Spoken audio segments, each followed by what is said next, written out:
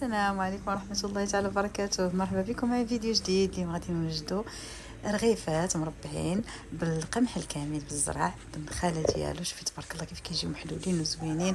اما واحد التقرميشه واش غادي نقول لكم، واحد الصويت كيفاش داير سمعي، كيجيو فنين وما عمرك غادي تندمي عليهم. طريقه سهله لا بالنسبه للمبتدئات ولا اللي ما عمرهم استعملوا الزرع في الرغايف. شوفي تبارك الله كيف كيتنفخوا في المقله، راه كيجيو رائعين. خليك معايا حتى الخدمه تمشي فيه.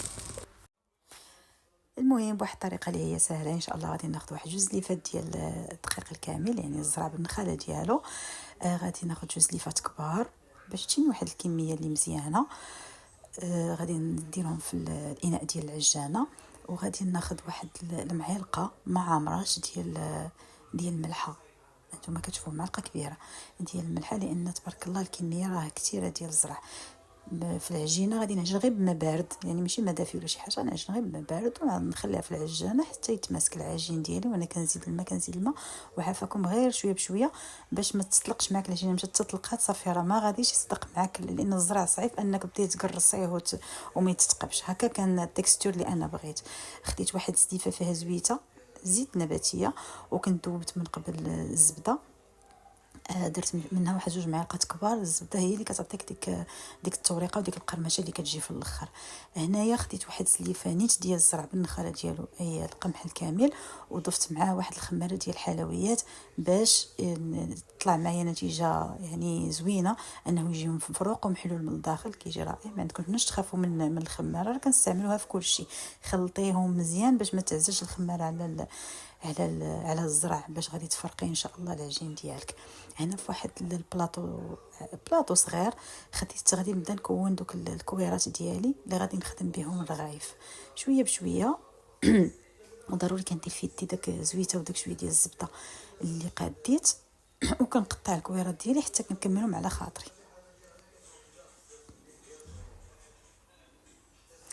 صافي من بعد ما غنكمل الكويرات ديالي ضروري غادي نخليها، غادي ندوز عليها شويه ديال الزبيده وداك الزويته اللي قاديت، وضروري غادي نغطيها بشي بلاستيكي في مكان غذائي ولا شنو اللي عندكم نتوما، وضروري يكون مطلوق عليها، ما تحاولوا ما تزيروش عليها البلاستيك.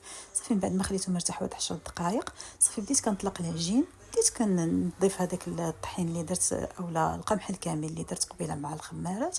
هو باش فرقت بشويه بشويه تلقي ما كان تبارك الله. شوفي راه ما كيتقطع ما حتى شي حاجه، تبارك الله راه كيعطيك الورقه، ولكن غير حاولي معاه. صافي شويه بشويه قديتهم هكذا مربعات وغطيتهم عاد وخليتهم يرتاحوا. من بعد غادي ناخذ غير الزيت. صافي ما غنعاودش نزيد الزبده البنات، ما تكثروش الزبده لان غيبدا يتفرتت معكم. مشات لكم الرغيفه راه كلها كتولي تحل وكتفرتت، كتولي حالتها الصراحه. صافي من بعد ما ربعتهم قبيله دابا بديت غادي نقادهم باش غادي ندوزهم يطيبوا. وانا ضروري كندير زويته فوق المقله ديالي بعد ما كانت سخونه. ملي كندير عليها الرغيف راه كنقص العافيه شويه.